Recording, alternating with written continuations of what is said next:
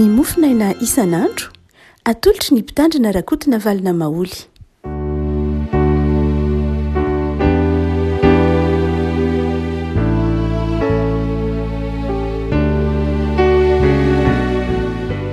Fanaraba atsika revako malalatra ty alaka misy faharoa ny volana Mey ity.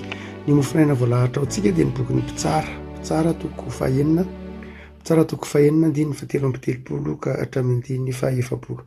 Mpitsara toko fahaenina andininy fatelo amby telopolo ka hatramin'ny fahaefapolo, vakina amin'ny anaran'i Jesosy. Ary ny midianina rehetra sy n'Amalekita ary ny zanaky ny Atsinanana nivory dia nitaka nidoby teny amin'ny tany lemaka Jezerela. Ary notsindrin'ny fanahin'i Jehovah Gideona dia nitsoka anjomary izy ka nivorona naraka azy ny Abiezrita. Ary naniraka olona nakany amin'ny Manase rehetra izy ka dia nivorona naraka azy ireo. Ary naniraka olona tany amin'ny Asera sy ny Zebolona ary ny Naftaly izy dia niakatra nitsena azy koa ireo.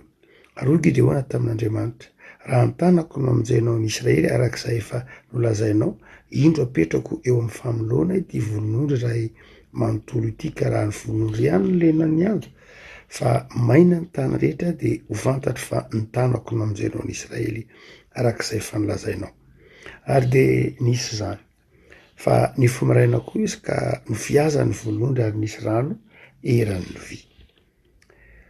Ary io koa Gideona tamin'Andriamanitra: aoka tsy rehitra amiko ny fahatezeranao, fa iteny zao indray mandeha zao monja aho. Aoka mba izahako zao indray mandeha zao monja amin'ny volon'ondry. Aoka ny volon'ondry ihany no maina, fa ny tany rehetra kosa no olenan'ny andro. Tena nataon'Andriamanitra zany tamin'ny alin'iny, ka ny volon'ondry ihany no maina, fa ny tany rehetra kosa dia lenan'ny andro. Ray masonao, manamasinanay amin'ny fahamarinana, ny teninao no fahamarinana. Amen. Rehavako ity tantara ity izay matetika rentsika momba ny Gideona sy ny nandreseny ny Midianina, izay ao anatin'izao roahevitry ny volana Mey miresaka momba ny fanahy masina mampahery, fanahy masina mitarika, fanahy masina izay manome fahazavan-tsaina antsika izao. Ary amin'ity izay voalahatra ity dia manahoana moa Andriamanitra rehefa maniraka atsika? Manahoana moa ny toe-tsaina tokony hoe tsika miatrika n'Andriamanitra, miatrika ny asa rehefa irahan'Andriamanitra isika?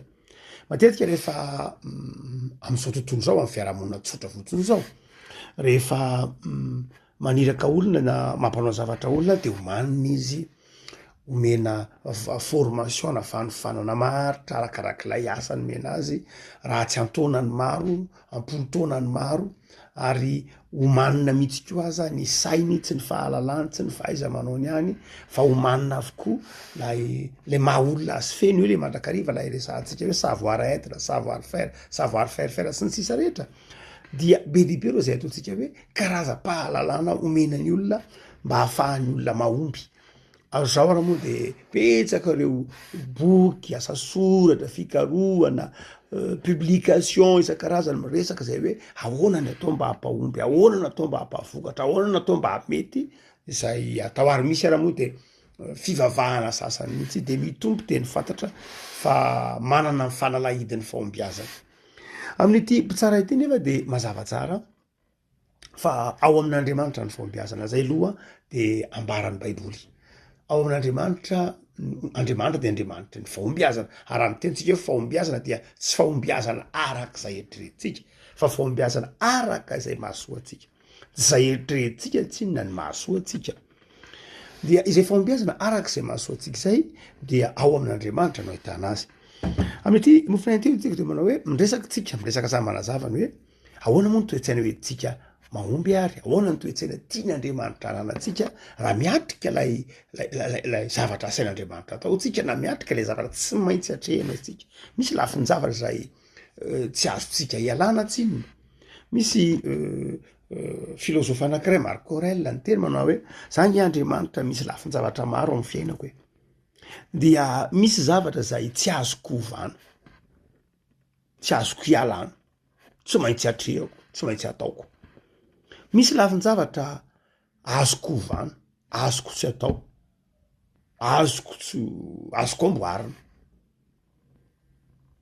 Ary ny angatahako aminao Andriamanitra de zao omeo a eritsaina na omeo finiavana ahafahako manova zay tsy maintsy hovana, manao zay tsy maintsy atao, omeo hery ahafahako manao zany, ahafahako manova zay tsy maintsy hovaina na mandrateraka zay tsy maintsy atao, ary omeo hery koa aho ahafahako mamantatra ny hoe ity tsy manaiky zay tsy azo hovana, omeo hery a anekiko zay tsy azo hovana, omeo hery ahafahako manova zay tsy maintsy hovana, omeo fahendrena ahafahako manova zay tsy maintsy hovana, ary omeo fahendrena koa ahafahako manaiky zay tsy azoko hovana, satria misy zavatra eo amin'ny fiainana tsy azoko hovana. Fa ny sarotra indrindra ozy de zao omeo fahazavantsaina koa aizako manavaka hoe ity zavatra ity tsy maintsy hovako ary ty zavatra ity tsy maintsy ekeko, ty zavatra ity tsy maintsy ekeko satria tsy azo hovana, ary ty zavatra ity tsy maintsy hovako satria tiana hovana. Tsy mora eo Marc Aurèle fa misy fahendrena, azay ny asan'ny fanahy masina. Fanahy masina manome hery anao ahafahanao manova zay tsy maintsy hovana, ary fanahy masina manome hery anao ahafahanao manaiky izay tsy maintsy izay tsy azo hovana. Misy zavatra tian'Andriamanitra tsy azo hovana eo amin'ny fiainanao, tsy azo hovana amin'ny fandaharana, ary omen'Andriamanitra fahazavantsaina aminao hoe eto ianao mipetraka tsara, tsy manova ianao fa miandry, eto ianao tsy maintsy miatrika. Ary Gideona dia mbi amin'izay hoe tsy maintsy anao zay zavatra hovana, tsy maintsy hanova zavatra, tsy maintsy anao zay zavatra tian'Andriamanitra atao. Dia eto ara misy toetra roa na telo no asehon'ny bokin'ny mpitsara. Voalohany de ny fanahy masina no mitarika ny mpanompony. Andriamanitra no mitarika ny mpanompony, andininy fa efatra amby telopolo, ary nosodrin'ny fanahin'i Jehova Gideona, no tsindrin'ny fanahin'i Jehova, dikan'izany no tarihiny fanahin'Andriamanitra. Fanahin'Andriamanitra de mitarika ny fanahin'Andriamanitra. Raha ny teny ny bokin'ny mpitsara amin'ny andininy faefatra ambin'ny folo hoe mandehana am'izao herinao zao, dia amin'ny andininy faharoa ambin'ny folo tapany faharoa koa, Jehova no momba anao de zao amin'ny alalan'ny fanahin'Andriamanitra, amin'ny alalan'ny fitarihiny fanahin'Andriamanitra. Fanahy mitarika izay nambombany Gideona. Fa io fanahy zay atao amin'ny Gideona io, fanahy zay nitarika ny Gideona io de zao nitarika azy tsy asa irery, mitarika azy tsy asa irery. Fanahy masina dia fanahy miasa amin'ny olona tsirairay, fa tsy fanahy mampisaraka, fa fanahy mitaona ny olona hiara-iasa amin'ny namana, hiara-iasa amin'ny manodidina, ahay-ampiasa sy anaiky hiara-iasa, ho ifanampy amin'ny mpiarabelona. Tsy ny asa rery Gideona azo Andriamanitra natao mihitsy ny nampandresy ny Midianina tamin'ny alalan'ny Gideona rery, tahaka ny nataony Davida tamin'ny Goliata. Davida rery niady tamin'ny Goliata, de resy Goliata, de nandositra ny Filistina, nenjehiny Davida sy ny namany fotsiny. Fa eto dia tsy zay, fa aty amboloha mihitsy de fa nasain'Andriamanitra naka namana, niantso namana i Gideona. Tonga ny Abizrita, tonga ny Manase, tonga ny Zebulona, tonga ny Naftaly, tonga nanampy an'i Gideona. Reafako indraindray misy fotoana te hiasa rery sika, fa misy fotoana raha te hanova zavatra ianao, raha te hanova lay système mihitsy, raha te hanova ny lafin-javatra lay hatrany fotony mihitsy de zao tsy averin'Andriamanitra, tsy vitanao rery, tsy maintsy miara-miasa amin'ny hafa, tsy maintsy miara-miasa amin'ny rahalahinao, tsy maintsy miara-miasa amin'ny mpiray fiangonana aminao, amin'ny mpiray finoana aminao, amin'ny mpiray tanindrazana aminao. Ny asa fanovanjavatra, ny asa mafy tahaka zay fanovana ny fanafahana ny zanak'Israely teo amin'ny tanany Midiana de zao ninin'Andriamanitra mihitsy ho tsy nataon'olo tokana. Fa raha nataon'Andriamanitra ho asan'olo tokana zany dia manjary lasa manefy toe-tsaina iolon'olona, manjary lasa manefy toe-tsaina ho matoki-tena, manefy toe-tsaina ho mieritreritra hoe za rery na vita, za rery na toy izao anio, za rery na omby. Fa tian'Andriamanitra ho takatry ny mpino, fa io Andriamanitra zay tompoiny io de Andriamanitra mitaona azy hisokatra mandrakariva, hisokatra amin'ny namany, hiara-miasa amin'ny namany, hifanohana amin'ny namany, ary anaiky aza ho fenon'ny namany ao anaty. Na dia momba any Gideona azy Andriamanitra teny taomin'Andriamanitra Gideona isokatra amin'ny hafa. Revako eo mamarina an'ilay hoe zava-dehibe ny fahombiazana ary misy mamy ny fahombiazana rehefa iarahana ny fanatanterahana azy.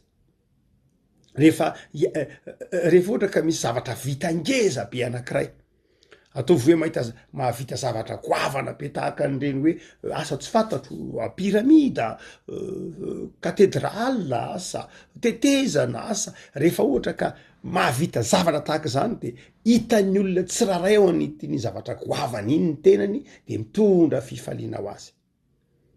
Satria mantsy misy zavatra goavana nge vita fa tsy hitan'ny olona ny tenany, tsy hitan'ny olona ny anjara birikiny, tsy hitan'ny olona ny finiavany de tsy mahasambatra azy, tsy mahafaly azy akory. Fa rehefa ny aretany rehetra io ady amin'ny fahafahany, rehefa ny kelezanaina ny rehetra io de zao hitany eo ny tenany zay koa nandray anjara tamin'io, zay niady mafy tamin'io, zay niezaka tamin'io, ny fiaretanay niaraka tamin'Andriamanitra, ny vavaka nataonay, zay ny natoy zao, nahatafatsangana napisy an'izao fiovany zao, napatafatsangana ny ity zavatra natao ty, nahatafita tamin'ny lafiny zavatra maro, de zao manjary misy fifaliana ho an'ny rehetra ary mampiombona ny rehetra. Rafako izany toe-panahy zany dia tian'ny tompo ho atsika miatrika asa na ho atsika izay manatantera-javatra eo amin'ny andavanandrotsika dia tian'ny tompo isika isokatra mandrakariva amin'ny fiaraha-miasa amin'ny namatsika, mazava ho azy amin'ireo olona mitovitovy fomba fijery kosa aloha io fa nily eo any Zebolona, Nafitaly, ny Manase de zao tsisy akory fa foko pirahalahy mpifanolobodorindrina tamin'izy ireo tamin'ny Gideona. Fa ny faharoa itsika manao hoe eo lay fisokafana amin'ny hafa. Fa ny faharoa lehibe de zao ny faharesen-dahatra Gideona mpitarika. Nahoana Gideona ny mpitarika. Ary ilana ny ananana mpitarika resy lahatra. Ilana miantoka ny fahombiazana zany. Miantoka ny fahombiazana ny fananana mpitarika resy lahatra.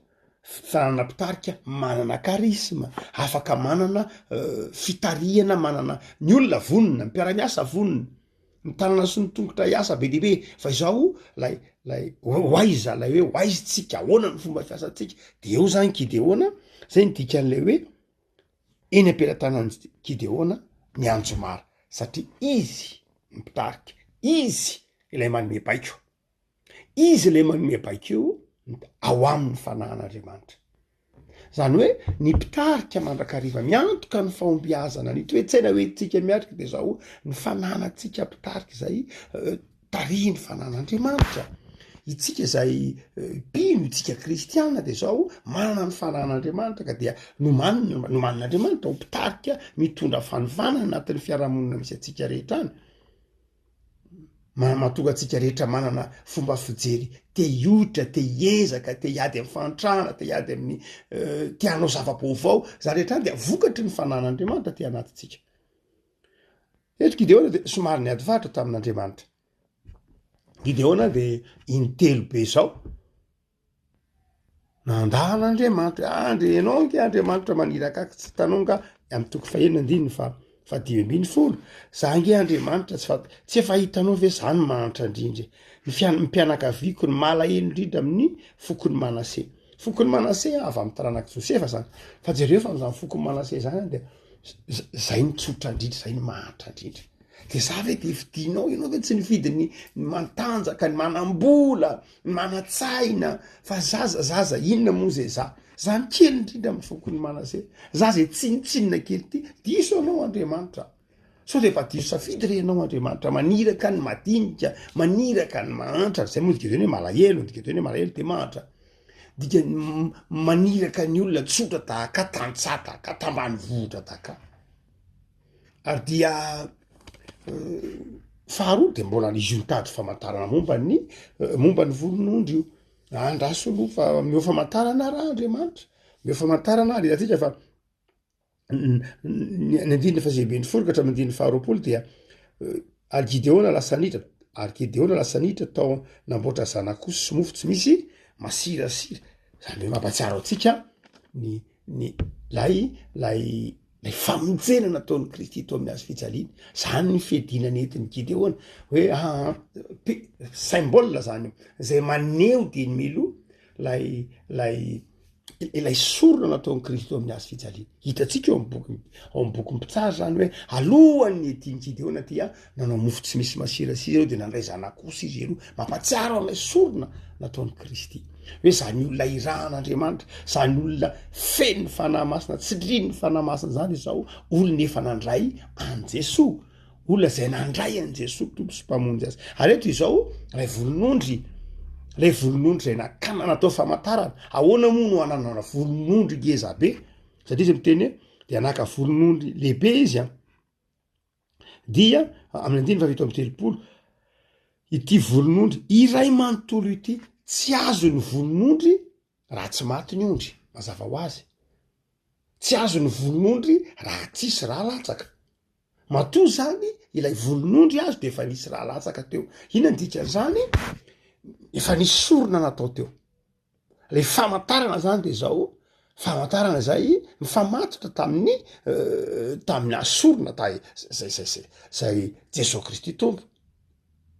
Amin'ny andro ny testamenta taloha moa tsika de mbola nitady famantarana be mihitsy zany olona i Gideona hoe amin'ny voalohany aloha de zao io le volon'ondry de le volon'ondry any atao lena ny andro de lena le volon'ondry maraina ny andro fa mitany mainto andro asika eo amin'ilay fa zao ny tena tadiaviko de zao ampifamadio aoka ndray kosa ny volon'ondry ro maina fa ny tany lena. Zay indray ny tena tadiaviko dia ny tany rehetra kosa dia lena zay zao resy lahatry Gideona. Lay famantarana momba ny volon'ondry zany de zao azo jerena ao amin'ny Jesosy Kristy tompo io. Ny famantarana lehibe indrindra de zao lay raha latsaka, tsy lay volon'ondry fa lay raha latsaka tam'lay nazahoana lay volon'ondry zay hitarafana lay azo fijalian'ny Kristy, hitarafana lay rany Kristy to amin'ny azo fijaliana. Ary Jesosy efa niteny ndray mandeha ao amin'ny Jaona manao tsy misy famantarana omena anareo mihitsy, tsy misy famantarana satria ny zanaka efa famantarana efa zava-dehibe io azo fijaliana io. No zany de zao ny zava-dehibe de ity ny famantarana lehibe zay teny efa nomen'Andriamanitra antsika de zao Jesosy Kristy tompo. De aza mitady famantarana hafa intsony any amin'ny testamenta taloha io mitady famantarana io fa lay famantarana testamenta taloha ary de mifamatotra am'lay famonjena nataon'ny Kristy amin'ny azo fijaliana. No zany de zao teny efa ampy atsika ny azo fijalian'ny Kristy. Tsy mpitady famantarana tsony zany isika kristianina, isika mpino izay irahan'Andriamanitra am'izao andavanandro tsika zao de zao efa nomenanao ny famantarana ny fandresena de ninona ny azo fijalian'ny Kristy. Ny azo fijalian'ny Kristy mato anao Jesosy, tsisy zay famantarana ampy lehibe ho anao de aza mandeha mitady volon'ondry na volon'omby na ina intsony fa zao ampy ho anao famantarana. Inona le famantarana? Minofa mato anao Jesosy. Afaka malala. Inona ny fanalahidy ary? Inona no tian'Andriamanitra ho toetsaitsika ao anatin'ny tany fiadiana de zao matokiko. Aza miasa rery de matoky fa efa azonao le fandresena. Zay ndikan'ilay volon'ondry zay misary na maneho ny sariny ny azo fijalian'ny Kristy efa azonao le fandresena. Efa nanome anao famantaran'Andriamanitra fa zao eo aminao izy matoky fa efa mando ny volon'ondry ny amin'ny azo fijaliana, efa mando ny tany ny amin'ny azo fijaliana de zao mandeha anara miatrika ny fiainanao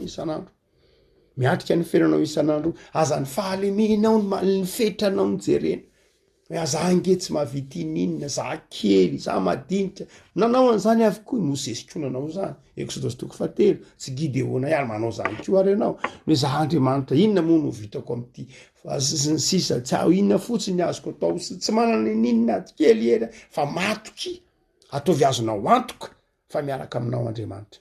Ahoana ny fomba zahoana ny antoka de zao hitantsika amin'ny mpitsara manontolo tapany voalohany amin'ny toko 5 io de zay maneho lay fiarahana ny sakafo tamin'Andriamanitra, ny mampandray fanasan'ny tompo anao. Zany antoka fa miaraka aminao Andriamanitra. Antoka inona indray ny tadiavina akoatr'izay?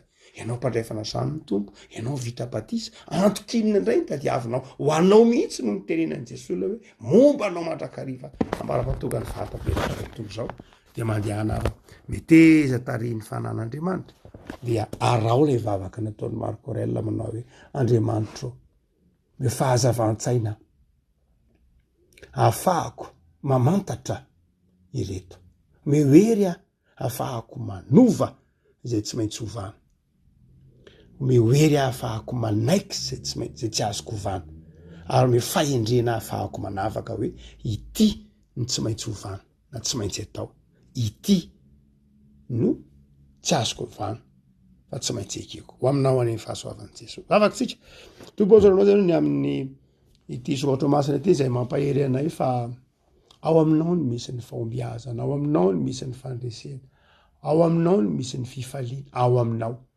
no misy ny fahatokina fa izay rehetra miaraka aminao dia mandresy. Tompo ampisaoranao zany amin'ny famantarana zay efa nomenao anay dia ny famantarany azo fijaliana sy ny fitsangaranao tamin'ny maty, izay mandresy lahatra anay fa momba anay sy mampandresy anay mandrakariva ianao. Dia ampio reny zay Tompo iorona aminao hatrany, ampio reny fa efa nomaninao mpandresy, nomaninao ho tahaka ny Gideona. Ataovy mahay miara-miasa, ataovy mahay miara-miasa manodidina anay, ataovy mahay manaiky zay rehetra tianao omenao iara-miasa aminay, me fahazavan-tsaina koa hamantatra zay tianao hampanaovina anay. Dia me fiadanam-po sy fifaliana hatramin'izay Jesosy, aza mahafoina mahasaraka anay amin'ny fiainana isan'andro. Rakofy ny fitahinao, ny asanay, ny fikasanay, ary izay rehetra ny rahanao anay dia ataovy ahitanay ny voninahitrao. Dia amin'izao herinandro zao Tompo tena ny herinandro dia mametraka izay asa mbola tanterahinay zay, me fahasalamana zay Jesosy, ary atao feno ny voninahitrao zay rehetra ikelezana iaina. Aminarao Jesosy. Amen.